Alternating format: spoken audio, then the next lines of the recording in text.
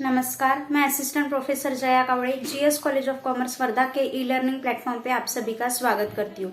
दोस्तों, आज का हमारा लेक्चर है management accounting BCom 6 semester C and D section के लिए।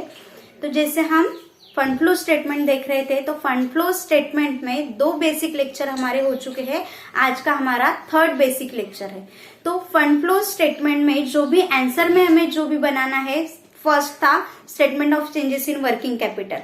अब सेकंड देख रहे हैं हम कि operating profit, net operating profit का कैलकुलेशन हमें किस तरीके से करना है। तो उसके लिए हमें जो भी स्टेटमेंट बनाना है उसे कहते हैं हम फंड फ्रॉम ऑपरेशन। ओके, तो फंड फ्रॉम ऑपरेशन उसी का ही दूसरा नाम है calculation of operating profit. Okay, तो कैलकुलेशन ऑफ ऑपरेटिंग प्रॉफिट क्या है? ऑपरेटिंग प्रॉफिट का कैलकुलेशन हमें किस तरीके से करना है। तो जैसे मैंने आपको कहा था कि हमने जो रेशियो एनालिसिस है, वो रेशियो एनालिसिस में भी ऑपरेटिंग प्रॉफिट का कैलकुलेशन किया है, बराबर है। तो ऑपरेटिंग प्रॉफिट का कैलकुलेशन हमने वहां पे कैसे किया था?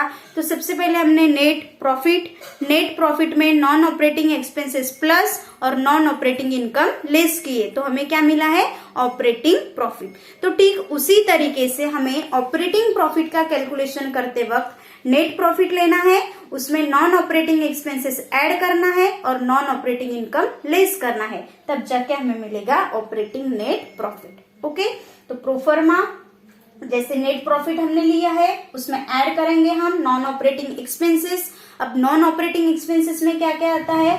तो increase in general reserve, increase in reserve fund, increase mean previous year के तुलना में करंट ईयर में कितना इंक्रीज हुआ है, डेप्रिसिएशन की provision for depreciation, then goodwill, written off, loss on sale of assets, then proposed dividend, discount on share written off, preliminary expenses written off and dividend paid and provision for tax. Okay, provision for tax, tax paid है तो वो application side पे जाएगा, और tax की provision है तो provision for tax fund from operation में आएगा। ओके, तो ऐसे एक्सपेंसेस जो बिजनेस से म्हणजे मीन्स पूरी तरीके से वो बिजनेस से रिलेटेड नहीं है। ओके, तो जो एक्सपेंसेस वो कभी कभी करने पड़ते हैं, वो हमेशा के एक्सपेंसेस नहीं, वो कभी कभी करने पड़ते हैं, उन एक्सपेंसेस को हम कहते हैं नॉन ऑपरेटिंग एक्सपेंसेस। वो जो एक्सपेंसेस जो कंपनी के ऑपरेटिंग के लिए ज्यादा जरूरी नहीं होते।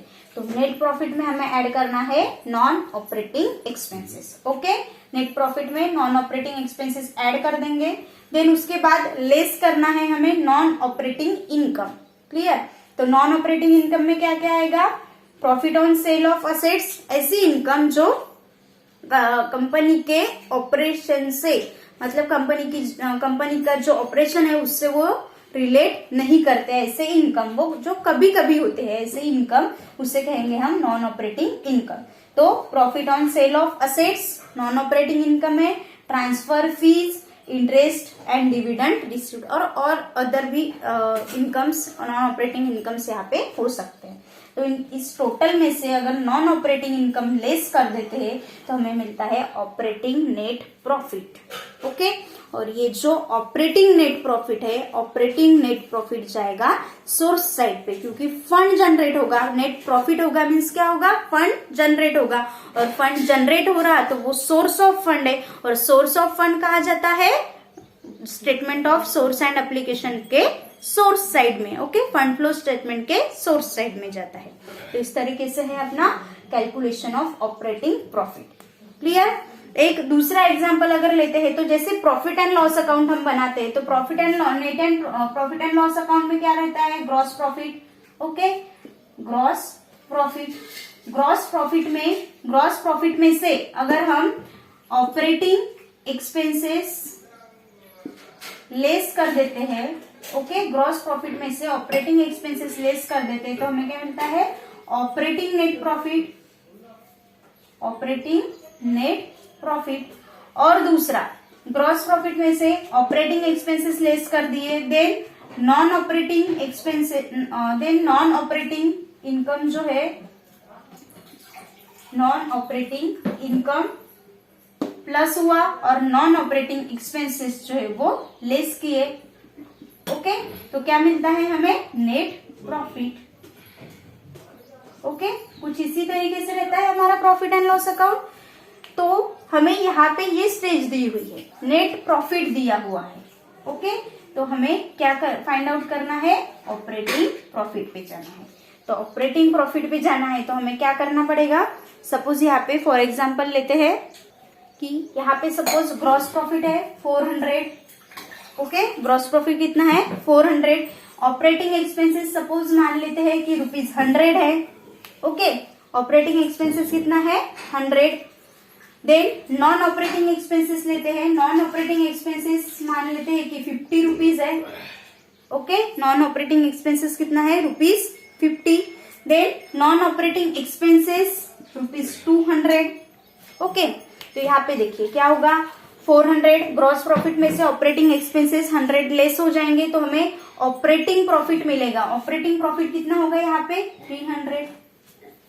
ओके, देन 300 में ऑपरेटिंग प्रॉफिट हुआ 300 में से नॉन ऑपरेटिंग इनकम ऐड हो जाएंगे, कितना होगा 350। ओके, 350 में से नॉन ऑपरेटिंग एक्सपेंसेस लेस हो जाएंगे तो नेट प्रॉफिट कितना रहेगा 150।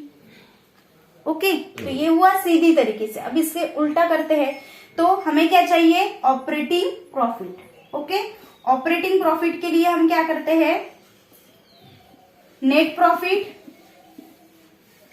Okay, net profit. अब नॉन ऑपरेटिंग इनकम पहले लेस हुआ था, अब क्या करते हैं उसे ऐड करते हैं, plus non operating expenses. Non operating income add हुआ था उसे लेस कर देंगे, तो नॉन ऑपरेटिंग इनकम जो है उसे लेस कर देंगे। तो देखिए नेट प्रॉफिट कितना है 150, नॉन ऑपरेटिंग एक्सपेंसेस कितना है 200 और नॉन ऑपरेटिंग इनकम कितना है 50। ओके, तो यहाँ पे देखिए 150 प्लस 200 350 माइनस 50, ऑपरेटिंग प्रॉफिट कितना आया 300। ये क्या है, ऑपरेटिंग प्रॉफिट कितना आया है 300। यहाँ पे कितना आया था ऑपरेटिंग प्रॉफिट 300। मतलब ऐसे आए और ऐसे भी गए तो ऑपरेटिंग प्रॉफिट कितना आता है हमारा ₹100। तो आप चाहे तो profit and loss account, profit and loss adjustment account बना सकते हैं या फिर फंड फ्रॉम ऑपरेशन। तो हमें यहाँ पे इस क्वेश्चन में फंड फ्रॉम ऑपरेशन बनाना है और इस तरीके से ऑपरेटिंग नेट प्रॉफिट लेना है। अब सपोज यहाँ पे मान लेते हैं कि लॉस आता है। ओके, तो लॉस आता है तो वो एप्लीकेशन साइड पे जाएगा, प्रॉफिट आता है तो सोर्स साइड पे जाएगा। तो इस तरीके से ये सेकंड फॉर्मेट था हमारा फंड फ्रॉम ऑपरेशन। अब देखते हैं थर्ड फॉर्मेट जो कि है फंड फ्लो स्टेटमेंट। ओके, अब जान लेते हैं फंड फ्लो स्टेटमेंट। ओके, तो फंड फ्लो स्टेटमेंट क्या है, fund flow statement it means statement of source and application. Statement of, तो source of statement of source and application side में दो साइड है, जिसे फर्स्ट साइड है डेबिट साइड है सोर्सेस और दूसरी क्रेडिट साइड है एप्लीकेशन। तो सोर्सेस साइड में हमें क्या लेना है कि फंड का सोर्स क्या है, मीन फंड्स कहाँ से आता है। तो फंड्स अगर आता है इंक्रीज होता है तो वो सोर्स साइड पे लेंगे, सोर्सेस साइड पे लेंगे, और फंड जाता है किसी को हम पे करते हैं तो वो एप्लीकेशन साइड पे जाएगा या यूज ऑफ फंड साइड भी इसे हम बोल सकते हैं। ओके, तो यहाँ पे देखिए जैसे मैंने सबसे पहले फर्स्ट यहाँ पे फंड फ्लो स्टेटमेंट में लिया है ऑपरेटिंग प्रॉफिट। ओके, तो ऑपरेटिंग नेट प्रॉफिट जो है, मैंने आपको ये समझाते हुए कहा था कि जो ऑपरेटिंग नेट प्रॉफिट है उससे फंड जनरेट होता है। ओके, तो वो सोर्सेस साइड पे जाएगा। Then issue of share capital, share capital issue किया है तो कैश आएगी तो फंड बढ़ेगा। Increase in loan, loan increase हुआ है, लोन लिया है तो फंड जनरेट होगा तो सोर्सेस साइड में। Sale of assets, assets sale की है तो उससे भी हमें फंड जनरेट होगा तो सेल ऑफ असेट्स भी सोर्सेस साइड पे आएगा। देन देखते हैं एप्लीकेशन या यूज ऑफ फंड, फंड का यूज कहाँ कहाँ हो सकता है। तो फर्स्ट है परचेस ऑफ असेट्स, कोई भी असेट्स हमने परचेस किए तो उसका पेमेंट करने के लिए यूज किया जाएगा। Purchase of investment, investment purchase किए तो उसका पेमेंट करने के लिए भी फंड का यूज किया जा सकता है। रिडेम्पशन ऑफ डिबेंचर, डिबेंचर के रिडेम्पशन के लिए, डिविडेंड पेड करने के लिए या टैक्स पेड करने के लिए भी सोर्स फंड का यूज किया जा सकता है। तो फंड का सोर्स क्या है और फंड का यूज क्या है, इन दोनों से बनता है statement of sources and application, जिसे हम कहते हैं फंड फ्लो स्टेटमेंट। फंड का फ्लो यहाँ पे दिखाई दे रहा कि फंड का चेंजेस किस तरीके से होता है, कैसे फंड आता है और कैसे जाता है। इसी के साथ साथ अगर इसका बैलेंसिंग अगर हम करते हैं तो अगर यहाँ पे डेबिट बैलेंस आता है, मीन्स डेबिट की टोटल ज्यादा और क्रेडिट की कम, तो डेबिट बैलेंस अगर आता है तो वो है increase in working capital. Okay, working capital उतना हमारा इंक्रीज हुआ है, क्लियर। और देन यहाँ पे अगर क्रेडिट बैलेंस आता है, इट मीन्स क्रेडिट की टोटल ज्यादा है, तो ये क्रेडिट बैलेंस होता है वो होता है डिक्रीज इन वर्किंग कैपिटल। एक तो डिक्रीज इन वर्किंग कैपिटल रहेगा या इंक्रीज इन वर्किंग कैपिटल रहेगा, कोई एक सिचुएशन यहाँ पे रहेगी। तो जैसे हमने statement of changes in working capital किया था, तो statement of changes in working capital में जो हमारा लास्ट में आंसर आया था इंक्रीज इन वर्किंग कैपिटल और डिक्रीज इन वर्किंग कैपिटल, तो इससे वो मैच होना चाहिए। तो जितना वहां पे इंक्रीज हुआ है उतना वहां इंक्रीज होना चाहिए, अगर वहां डिक्रीज हुआ है तो उतना ही यहाँ पे डिक्रीज होना चाहिए। और ये इंक्रीज डिक्रीज अगर टैली होता है तो हमारा फंड फ्लो स्टेटमेंट यहाँ पे क्लोज होता है। ओके, तो इस तरीके से यह था हमारा फंड फ्लो स्टेटमेंट के प्रोफार्मास, जिसमें हमने फर्स्ट देखा था statement of changes in working capital, second proforma हमने देखा है फंड फ्रॉम ऑपरेशन FFO जिसे हम कहेंगे, और थर्ड है हमारा फंड फ्लो स्टेटमेंट FFS जिसे हम कहेंगे। ओके, FFO, FFS और statement of changes in working capital, clear. अब जैसे मैंने आपको कहा था कि जो प्रॉब्लम आपको दिया जाएगा तो उसमें क्वेश्चन में आपको बैलेंस शीट दी जाएगी और बैलेंस शीट के साथ साथ आपको अदर इंफॉर्मेशन, एडिशनल इंफॉर्मेशन दी जाएगी।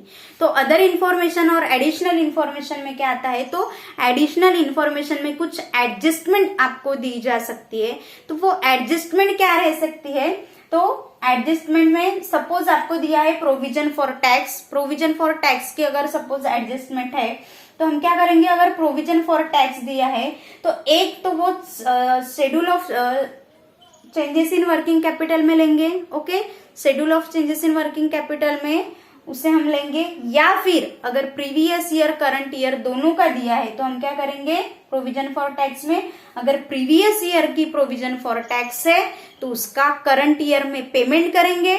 करंट ईयर में पेमेंट होगा तो फंड उतना आउटफ्लो होगा, बराबर है। तो फंड जितना आउटफ्लो होगा, आउटफ्लो फंड है तो वो कहा जाता है एप्लीकेशन साइड पे, क्लियर।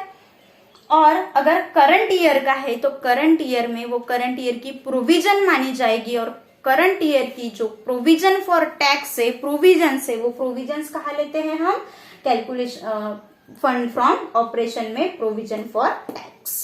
ओके, प्रीवियस ईयर का पेमेंट, करंट ईयर की प्रोविजन। देन अगर प्रपोज डिविडेंड आपको दिया है तो प्रपोज डिविडेंड अगर दिया है तो प्रपोज यहाँ पे जो डिविडेंड पेड अगर रहता है तो डिविडेंड पेड एक एप्लीकेशन साइड पे जाएगा और दूसरा जो डिविडेंड पेड है वो फंड फ्रॉम ऑपरेशन में जाएगा। ओके, इसके साथ अगर आपको एडजस्टमेंट में कहा गया है कि जो इसका कुछ पेमेंट्स भी हुआ है विथ कैश पेमेंट, अगर एडजस्टमेंट दी है तो हमें सबसे पहले उसका एक अकाउंट बनाना पड़ेगा और अकाउंट बना के उसकी हम ट्रीटमेंट करेंगे। तो यहाँ पे अकाउंट बनाएंगे, अकाउंट में ओपनिंग बैलेंस क्रेडिट में आएगा, लायबिलिटी है, क्लोजिंग बैलेंस डेबिट में लिखा है, बराबर है।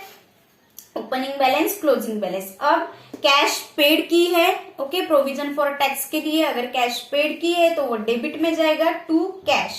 ओके, तो कैश पेड, अगर कैश पेड की है जितना भी प्रोविजन फॉर टैक्स रहो, डिविडेंड रहो, पेड किया है तो एप्लीकेशन साइड पे, क्योंकि यहां से फंड आउटफ्लो होगा। ओके, और अगर यहाँ पे बैलेंस आता है, पेमेंट दिया है, तो यहाँ पे जो बैलेंसिंग फिगर से आता है वो रहेगा करंट ईयर का प्रोविजन, और करंट ईयर की प्रोविजन हम लेते हैं FFO में, नॉन ऑपरेटिंग एक्सपेंसेस में ऐड करते हैं। ओके, तो इस तरीके से हमें उसका पहले अकाउंट बनाना पड़ेगा और बैलेंसिंग फिगर से जो करंट ईयर की जो प्रोविजंस रहेगी उसका कैलकुलेशन करना पड़ेगा, वो फाइंड आउट करना पड़ेगा। अगर करंट ईयर की प्रोविजन है तो टैक्स पेड देखना पड़ेगा। ओके, देन है इंटीरियम डिविडेंड। ओके, अगर इंटेरियम डिविडेंड दिया है तो इंटेरियम डिविडेंड में दो पार्ट्स है। अगर इंटेरियम डिविडेंड है तो इंटेरियम डिविडेंड एक तो एफएफओ जो फंड फ्रॉम ऑपरेशन है वो फंड फ्रॉम ऑपरेशन में नॉन ऑपरेटिंग एक्सपेंसेस में प्लस होगा, और दूसरा जो उसका पेमेंट होगा तो पेमेंट अप्लीकेशन साइड पे जाएगा, फंड फ्लो स्टेटमेंट के अप्लीकेशन साइड पे उसमें से लेस होगा। देन उसके बाद है गुडविल। तो गुडविल अगर इंक्रीज होती है तो गुडविल अगर इंक्रीज होती है तो उसे हम कहेंगे, गुडविल अगर डिक्रीज होती है तो उसे कहते हैं हम रिटर्न ऑफ की है। ओके, और गुडविल रिटर्न ऑफ होती है तो वो नॉन ऑपरेटिंग एक्सपेंसेस है, नॉन ऑपरेटिंग एक्सपेंसेस के डेबिट साइड में जाएगा। और गुडविल अगर इंक्रीज होती है तो वो परचेस रहता है, और वो अगर गुडविल परचेस की है तो वो फंड फ्लो स्टेटमेंट के अप्लीकेशन साइड पे जाएगा। ओके, तो इसी तरीके से आज का हमारा ये फंड फ्लो स्टेटमेंट का बेसिक यहाँ पे कंप्लीट होता है। नेक्स्ट लेक्चर से हम उसके न्यूमेरिकल प्रॉब्लम शुरू करेंगे। तो आज के लिए यहीं पे रुकते हैं, फिर मिलेंगे नेक्स्ट लेक्चर में एक फंड फ्लो स्टेटमेंट के एक प्रॉब्लम के साथ। तब तक के लिए घर पे रहिए, सुरक्षित रहिए। धन्यवाद।